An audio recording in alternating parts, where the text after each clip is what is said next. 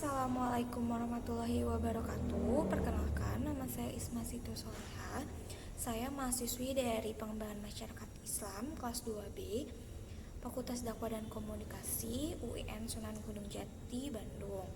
Di sini saya kelompok 9 yang beranggotakan Muhammad Hamdiah Sidiki dan Muhammad Burhanuddin akan menjelaskan suatu materi dari mata kuliah PPKN, yaitu mengenai hak dan kewajiban menurut Undang-Undang Dasar 1945, Orde Baru, dan bela negara.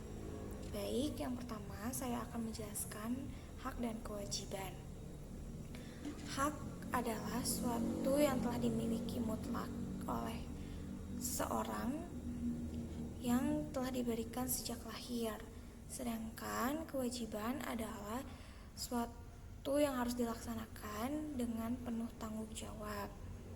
Hak dan kewajiban ini memiliki suatu kesadaran sosial di mana kita sebagai makhluk sosial harus saling membutuhkan antara sesama makhluk sosial, serta memperkuat masyarakat dan memberikan lebih banyak stabilitas. Nah, hak dan kewajiban juga memiliki arti penting karena keduanya itu memiliki timbal balik antara kita yang diberikan hak oleh negara dan kita juga yang harus memberikan kewajiban terhadap negara itu sendiri. Nah, hak dan kewajiban ini juga telah tertuang dalam Undang-Undang Dasar 1945 di dalam pasal-pasalnya. Sebagai contoh, kita akan membahas pasal mengenai kewajiban terlebih dahulu, yaitu di dalam pasal 27 ayat 1, 2, dan 3, di mana di sini di pasal ayat 27 ayat 3 menjelaskan secara menyeluruh bahwa setiap warga negara berhak dan wajib ikut serta dalam pembelaan dan upaya pembelaan negara. Nah, itu tuh sangat jelas bahwa kewajiban kita itu sebagai berhak untuk ikut serta dalam pembelaan negara, menjunjung tinggi negara, mencintai tanah air, dan sebagainya. Di pasal ayat 27 ayat 1 juga, sebagai warga negara bersamaan kedudukannya, kita di dalam hukum dan pemerintahannya wajib menjunjung hukum itu. Dalam pemerintahan itu tidak ada terkecuali. Nah, itu merupakan pasal yang mengenai kewajiban kita sebagai warga negara. Nah, selanjutnya di sini ada pasal yang mengenai hak yang kita harus dapatkan dari negara, yaitu seperti di dalam pasal 28A yang menjelaskan bahwa hak kita sebagai warga negara itu mempunyai hak hidup dan mempertahankan hidup. Dan di pasal 28B juga ada hak untuk membentuk keluarga, melanjutkan keturunan dengan perkawinan yang sah. Sebenarnya banyak banget pasal-pasal yang mengenai hak-hak kita sebagai warga negara, namun saya akan memberikan tadi sebagai contoh. Nah, materi yang kedua ini mengenai Orde Baru. Orde Baru, kita tahu Orde Baru ini dinaungi oleh presiden yang kedua, yaitu Presiden Soeharto, di mana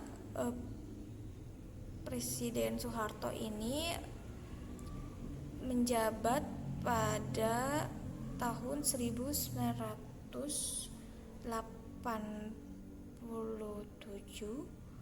sampai 1986. Pada awalnya, pada tanggal 11 Maret 1966, Indonesia mengalami guncangan atau kekacauan pada saat itu yang menjadikan Presiden Soekarno dipaksa menandatangani dekret yang disebut dengan Super Semar atau Surat Perintah 11 Maret. Karena adanya dekret ini itu untuk menjamin memberikan kekuasaan terhadap perdamaian, keamanan, dan stabilitas negara. Ketika Presiden Soeharto telah dilantik, muncullah kebijakan-kebijakan baru yang disebut dengan era baru atau orde baru, di mana kebijakan Presiden Soeharto ini menjadikan salah satunya adalah pembangunan ekonomi. Nah, selama bertahun-tahun menjalankan kebijakan tersebut, pada tahun 1980-an Presiden Soeharto ini mencapai puncak kejayaan atau puncak kekuasaan, di mana setiap pemilu atau pemilihan umum beliau selalu menang dengan mudah. Terlebih lagi, dia bisa menaklukkan kekuasaan militer, partai-partai politik, dan pegawai negeri sipil yang hanya bekerja atas pengimplementasian kebijakan dari Soeharto. Nah, di era 90-an, pemerintahan atau orde baru ini mengalami kehilangan kontrol karena masyarakat Indonesia yang semakin asertif, karena sebagian besar disebabkan oleh kebijakan beliau dan kesuksesannya sendiri. Perkembangan ekonomi yang mengesankan membuat lebih banyak orang Indonesia mendapat pendidikan, dan yang tidak terdidik merasa lebih frustasi karena tidak memiliki pengaruh apapun untuk menjadikan perubahan keadaan politik pada negara tersebut. Nah, melihat kondisi ini semakin buruk, banyaknya kerusuhan yang terjadi dan tidak kondusif, di mana-mana ada perusakan, sejumlah gedung, terus darah bertumpah di mana-mana, korban berjatuhan, sehingga pada tanggal 21 Mei 1998, Presiden kedua Soeharto ini mengundurkan diri dari jabatannya dan melantiklah wakilnya, yaitu Bapak B.J. Habibie sebagai Presiden ketiga dengan kebijakan baru, yaitu Orde Reformasi. Nah, lanjut ke materi yang ketiga, yaitu sejarah bela negara. Bela negara ini diperingati pada tanggal 19 Desember. Bela negara ini sangat penting karena kita sebagai warga negara harus tetap mencintai tanah air, menjunjung tinggi tanah air, dan harus membela tanah air tercinta kita.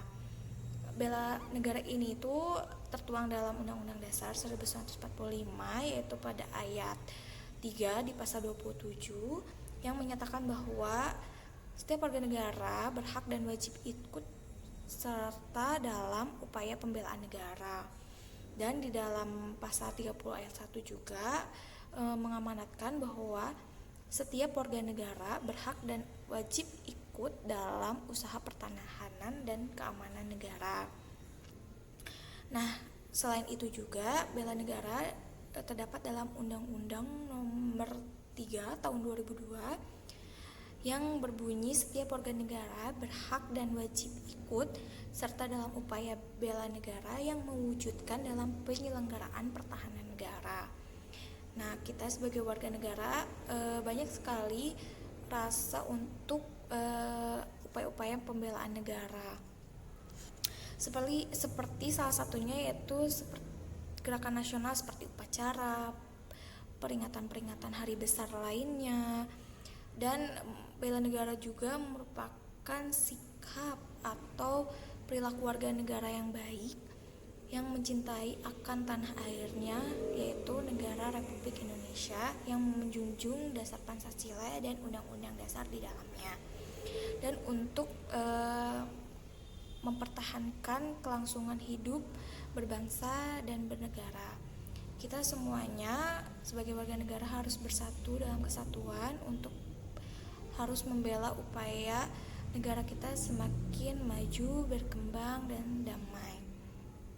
Baik, hanya segitu saja penyampaian materi dari saya. Mohon maaf bila banyak salah kata dan kekurangan. Terima kasih atas perhatiannya. Mohon maaf.